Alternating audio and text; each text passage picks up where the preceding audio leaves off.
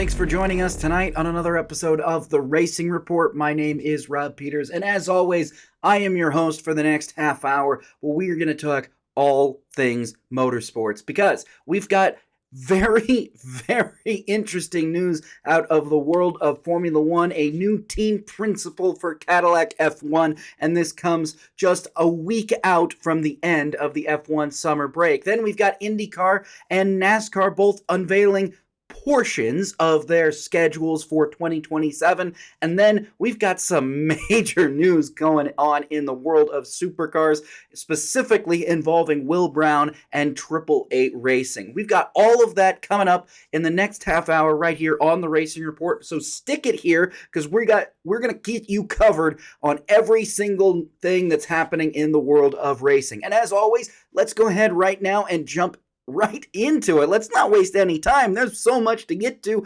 I don't want to waste your time, and I don't want to go over the allotted time limit I've got. So let's go ahead and jump right on into Formula One news. And we'll begin with the news that broke just Wednesday morning, and that's Cadillac F1 team has announced that Marcin Budkowski will replace Graham Loudon as team principal effective immediately. Motorsport.com now reports that Loudon's exit was not mutual and that he was only informed of the decision the morning of. TWG CEO Dan Towers said that he made the decision himself to replace Loudon with Budkowski. So this is a fairly interesting and sizable shakeup in the Formula One paddock. Graham Loudon, who basically has helped Cadillac F1 get up off the ground, is now gone. He's been ousted. Now, if you remember that name, he was also the team principal for Manor F1 team back when they were still competing about 10 years ago. And so Graham had plenty of experience, but also so did Budkowski.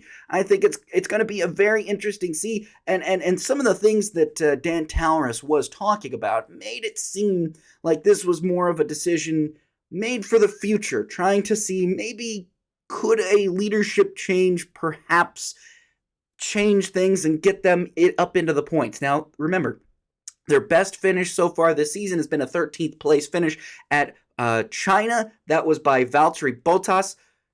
Maybe they're going to try and get up into that 10th place, I'm sure, before the season's end, and we'll just have to see if new leadership is exactly what Cadillac needed in order to do that.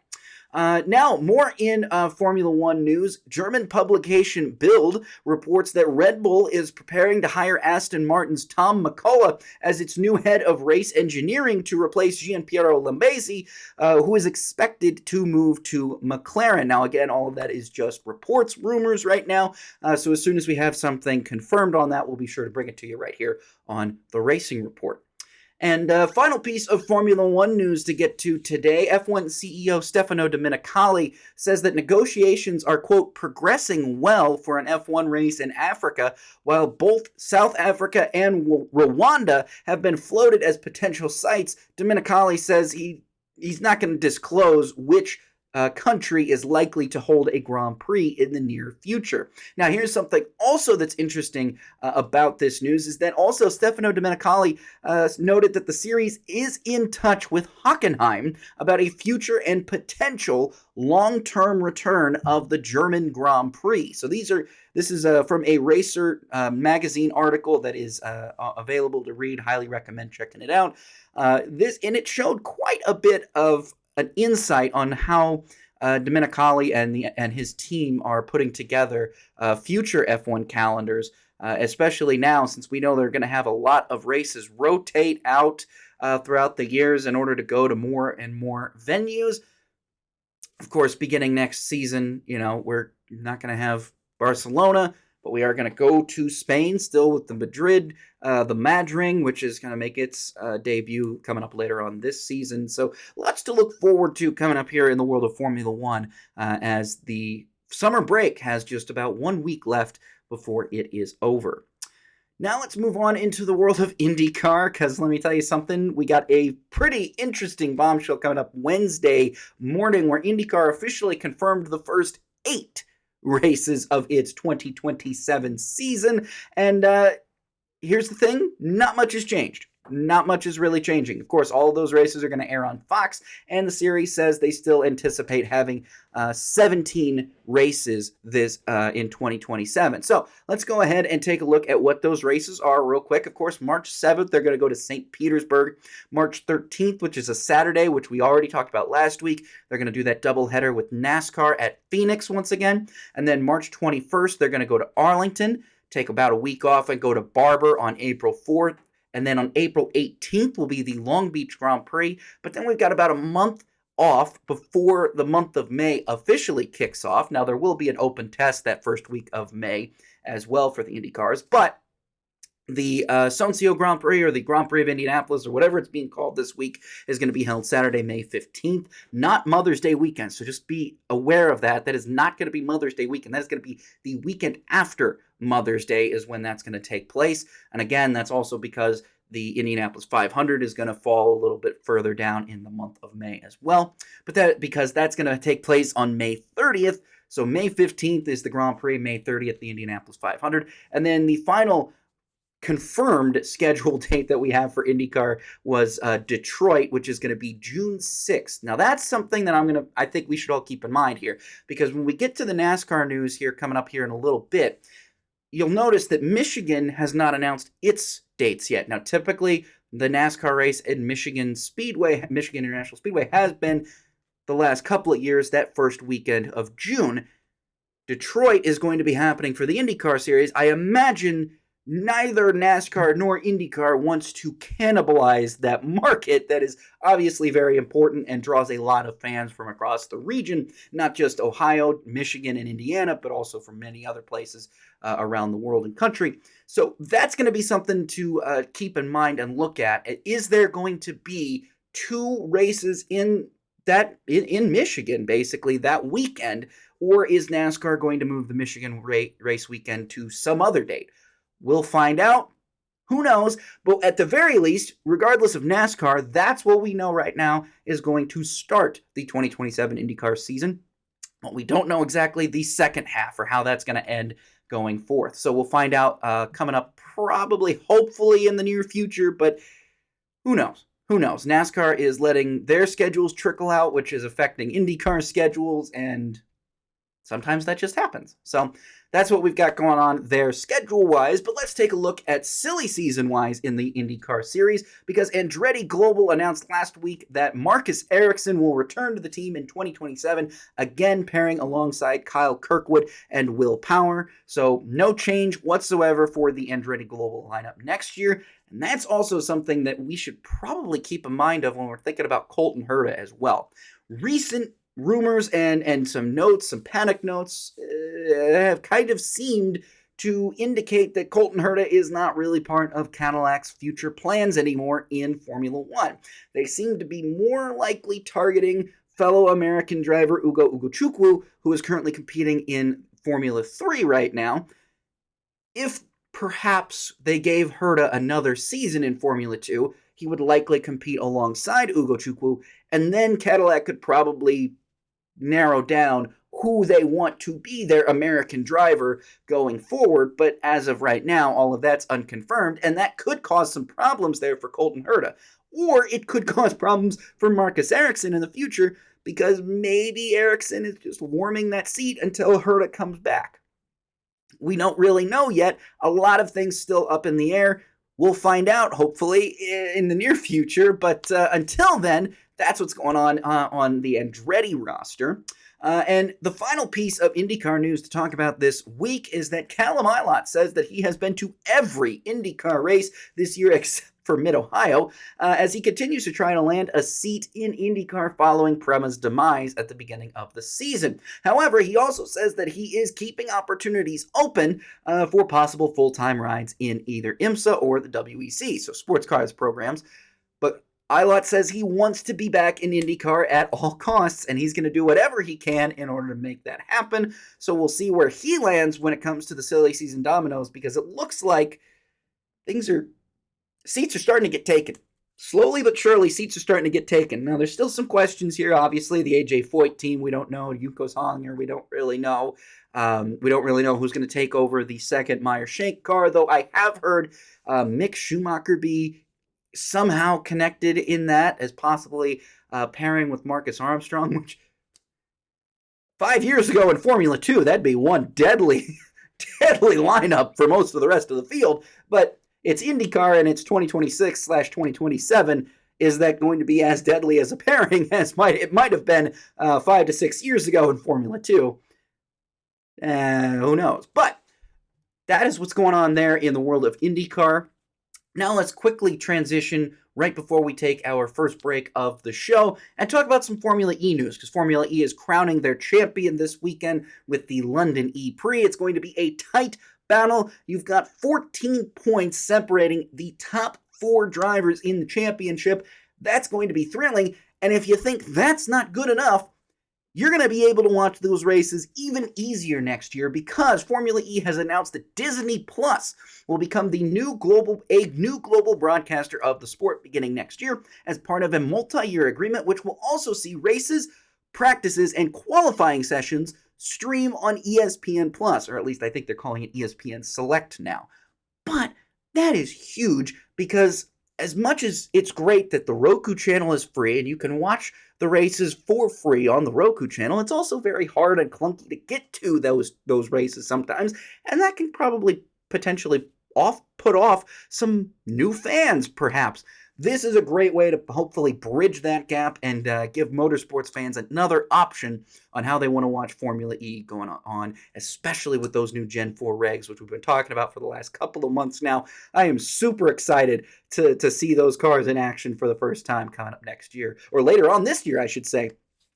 Formula E schedule actually begins in December this year again, so lots to look forward to there on that front. But that is it for the first segment of our show. That's the open wheel news. Let's go ahead and take our first break of the show. And when we come back, we're going to talk about a lot of drama going on in the world of supercars.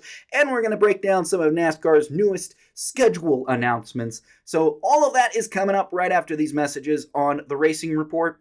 Don't go anywhere.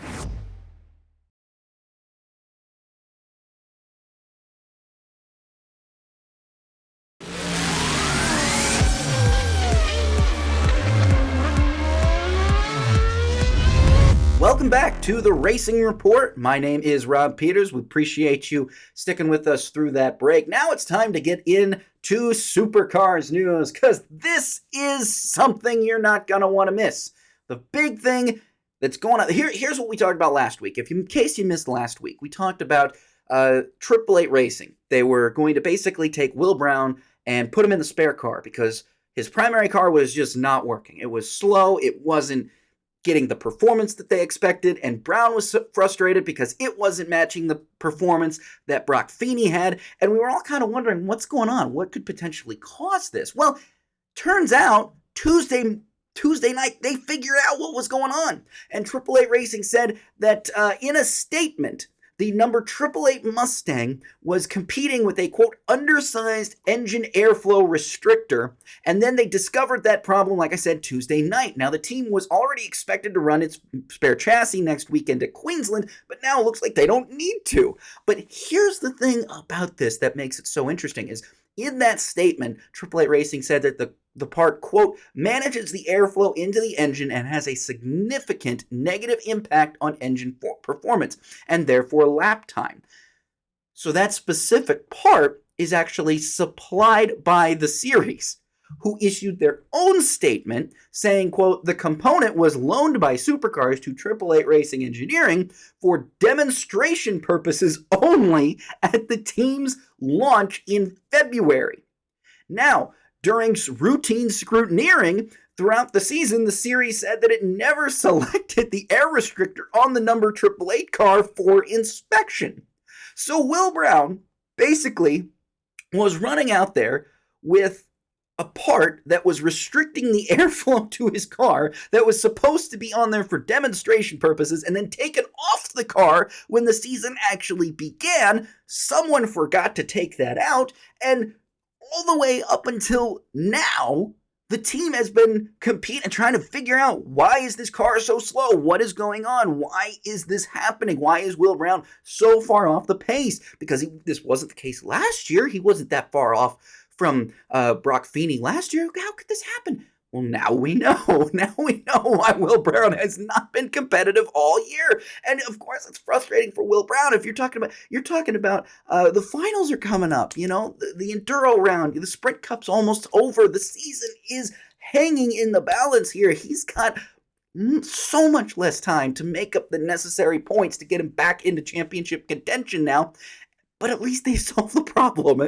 At least they could say they've solved the problem. So, if anything more comes out of that, we will make sure to bring it to you right here on the Racing Report, because that is definitely an interesting story from down under.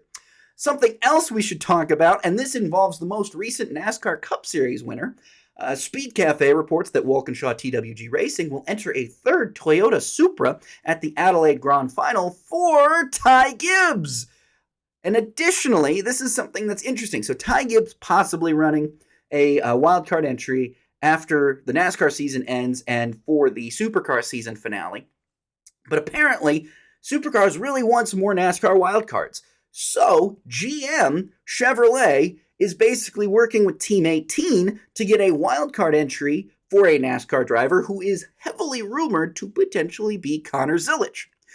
So, it's entirely possible that during the Supercars Adelaide Grand Final, we have both Ty Gibbs and Connor Zilisch competing against one another in completely different cars after running NASCAR Cup Series races all season. That is definitely going to be a race you do not want to miss if all of that comes out to be true, confirmed, and set in stone. Here's hoping. And final piece of Supercars news here real quick before we move on into the world of NASCAR. And this is something that we haven't really talked about much, but we should get to here. Matt Stone Racing says that Cameron Crick will not compete in the two Enduros at the Bend and the Bathurst 1000 due to his ongoing recovery from vertigo symptoms as well as POTS. Two-time Porsche Carrera Cup, Hari Jones will drive in place of Crick in those two endurance races alongside Jack Rubel-Brock. Again, we continue to wish Cameron Crick the speediest of recoveries. Let's talk about NASCAR now, because as we were discussing in the IndyCar section, NASCAR's schedule is slowly trickling out. So, since last week, we've got some more tracks who have announced their 2027 dates, and we'll go through those right now. Las Vegas has announced that it will have Cup races on March 21st and October 10th. Darlington's Cup races will be April 4th and September 5th, so Darlington going to kick off the chase again, I believe that's going to be the finale, the regular season finale again on Labor Day, Southern 500, as it should be. Bristol is having their spring race is going to be April 11th, and then they're moving their fall race back to April since there's no elimination dates anymore. Don't really need to have that race be that late anymore and serve as an elimination date. Also, you don't really want people competing against college football in Tennessee. You're just not going to win that. But then Martinsville is going to have races on April 19th and November 7th. Talladega will have its races on April 25th and October 31st. Hallodega is returning, ladies and gentlemen. Get ready for that next year. Meanwhile, we've also learned that the All-Star Race is moving back to North Wilkesboro on May 23rd, but it will bring the O'Reilly Auto Parts Series to the track for the first time since 1985. And of course, the Truck Series will also be in action there. So we got points races in the Truck Series and the O'Reilly Series at North Wilkesboro, but the Cup Series will still be the All-Star Race.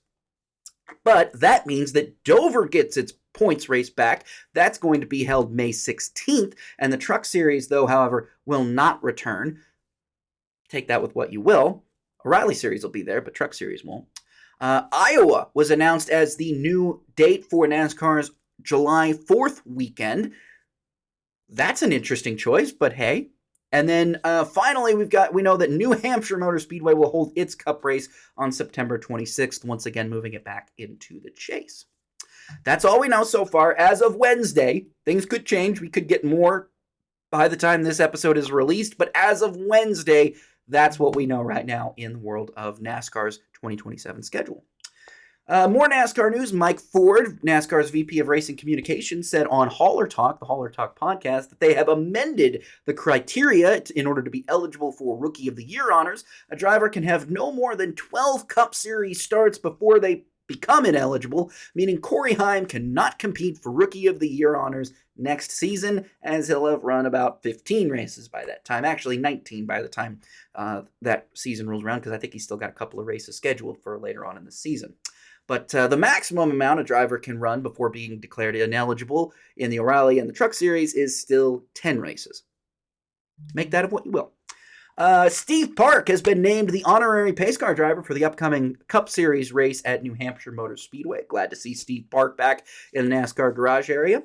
Also, this past weekend, Haas Factory Team announced that it will expand and become a 3-car effort in the O'Reilly Auto Parts Series next season, joining while signing Dean Thompson to drive that car with the number and sponsor and everything to be announced later. Daniel Dye is returning to the NASCAR O'Reilly Auto Parts Series for 4 races this later on this year for Jordan Anderson Racing. He'll drive the number 32 car at Daytona, Darlington, Talladega, and Martinsville. And then the final piece of NASCAR news to talk about here is Destiny Spurlock will return to the Truck Series this weekend at Richmond, driving for Team Rheum in their number 2 Ford F-150. So great job. Great news to see that out of Destiny. Hopefully it's a little bit more of a competitive race car than what she's been in. But good deal there. So that's the end of NASCAR and Supercars news. Let's go ahead and take our second and final break of the show. And when we come back, we're going to recap everything that happened in the world of NASCAR and IndyCar over this past weekend and get you set up for all the races coming up this weekend. So more Racing Report coming up after this. Don't go anywhere.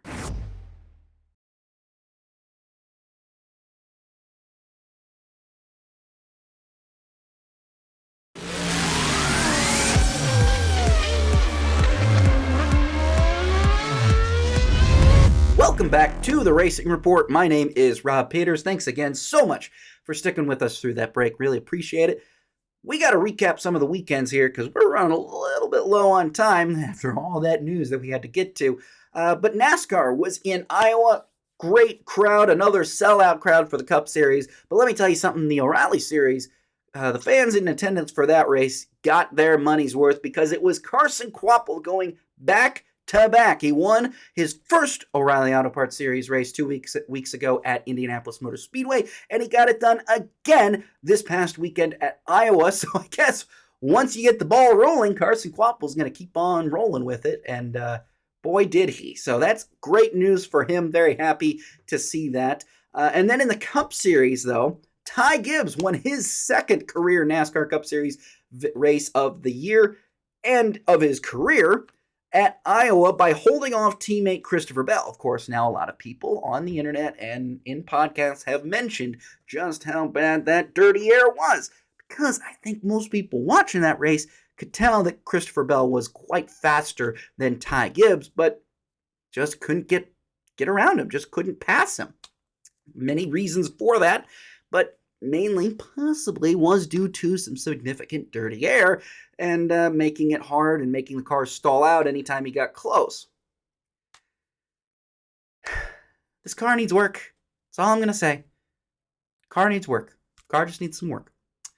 Let's talk about IndyCar, though, because if you want to go from one semi-not super exciting race in NASCAR to another semi-not exciting race in IndyCar, not exactly the most exciting race weekend that we've seen, because Alex Palou just completely ran away with it at Portland. That was his 6th IndyCar victory of the year.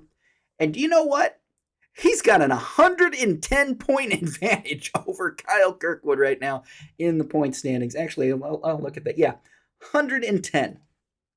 He's got a 110-point advantage after that victory. And the way he did it was just straight up a great pit call. So he went with the overcut on Felix Rosenqvist, who got the pole, and that was all it took.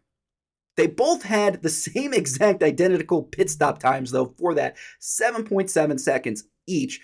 But Palou had a faster in-lap, and I think that's all that's all that mattered, because he came out about two to 3 seconds ahead of Rosenqvist after that. And then no matter what happened, no matter what Rosenqvist did, just couldn't get to Palou, just didn't have the track position to get there, and Palou storms away. But of course, in the post-race press conference, neither Rosenqvist nor Will Power were too happy with the way the series is policing slower and lapped traffic.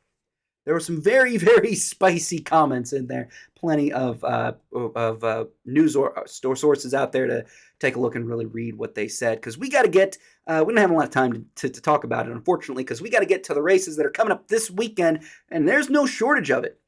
We've got NASCAR coming to the Richmond Raceway, with starting it off with the Truck Series race Friday night at 7:30 p.m. Eastern Time. That race will be on FS1. Meanwhile, the Cup Series will have a Saturday night race at Richmond. That'll be 7 o'clock Eastern Time on USA. Remember, NASCAR is on USA and NBC for the rest of the season. Most races on USA. I think 4 are still on NBC, though, but those aren't coming until later.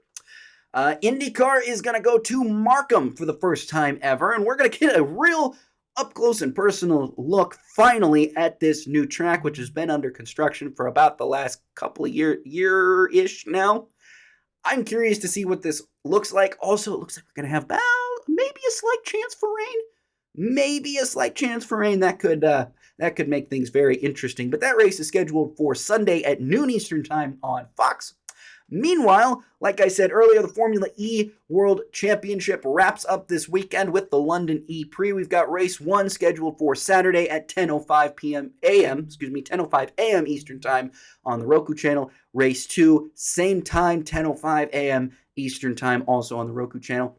Like I said, Jake Dennis, he's got a 2-point lead, two-point lead over Mitch Evans, and a 5-point lead over Pascal Wehrlein in third place. And like I said, a 16-point advantage over Oliver Rowland, who is in fourth. So, depending on what happens in race 1, could determine what happens in race 2, and vice versa. Just very, very, you're not going to want to miss that. That's going to be a fun one.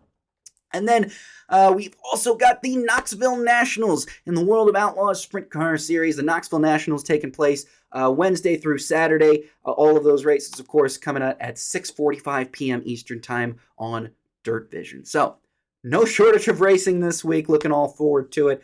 And thank you guys so much for watching. We really appreciate it. Remember, if you like this show, feel free to follow me on social media. You can do so by looking up at rpeeters33. That's RPEETERS 33. I'm on all those social media sites, whatever you want. Twitter, Facebook, Instagram, Blue Sky, Threads. I'm on all of them. Go ahead and give me a follow there if you are so inclined. But if maybe you don't like me specifically, but you like the show, you can go ahead and subscribe to WTHR on YouTube, and you'll get every new episode of the Racing Report each and every week. Or you could do the better idea, which is keep it right here on your streaming app and get brand new episodes of the Racing Report each and every week without having to go through YouTube. It's up to you. Anyway, but that's it for this week. That's our show. Thank you again so much to everybody for watching. My name is Rob Peeters, and for WTHR, this has been another episode of the Racing Report.